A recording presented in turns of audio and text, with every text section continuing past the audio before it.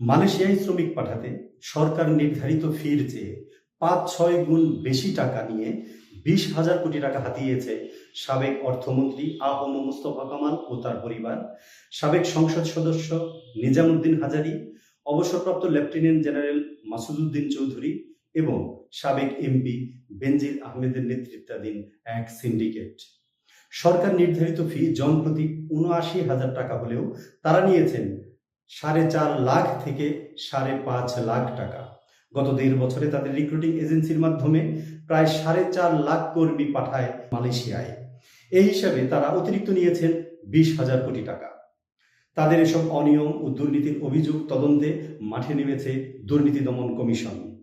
অভিযোগ অনুসন্ধানে দুদকের উপপরিচালক মোহাম্মদ নুরুল হুদার নেতৃত্বে ৩ সদস্যের এক কমিটি গঠন করা হয়েছে। সাবেক অর্থমন্ত্রীর স্ত্রী কাশ্মীরি কামালের নামে অরবিটালস এন্টারপ্রাইজ ৭,১৫২ জন ও মেয়ে নাফিসা কামালের অরবিটালস ইন্টারন্যাশনাল ২,৭০৯ জন শ্রমিক পাঠায় মালয়েশিয়ায়। তারা কর্মী প্রতি ৫,৪৪,০০০ টাকা করে নেয়। ফেনীর আওয়ামী লীগের সাবেক সংসদ সদস্য নিজামুদ্দিন হাজারীর স্নিগ্ধা ওভারসিজ ২০১৮ সালের ডিসেম্বরে রিক্রুটিং এজেন্সির লাইসেন্স নেয়।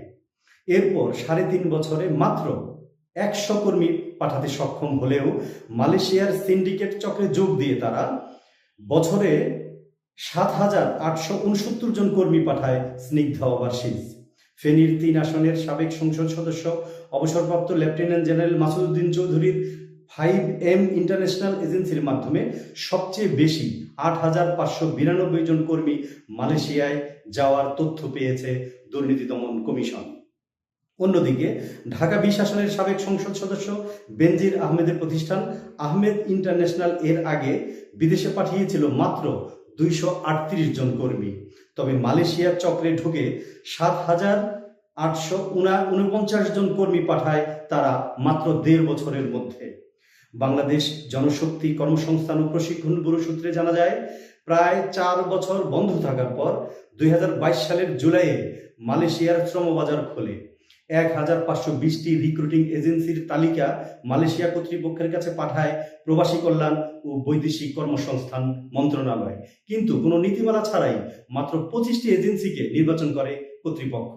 পরে ২৫টি এজেন্সির বিষয়ে অনুসন্ধানে সাবেক অর্থমন্ত্রী ও সাংসদদের সিন্ডিকেটের এই ভয়াবহ তথ্য উঠে আসে।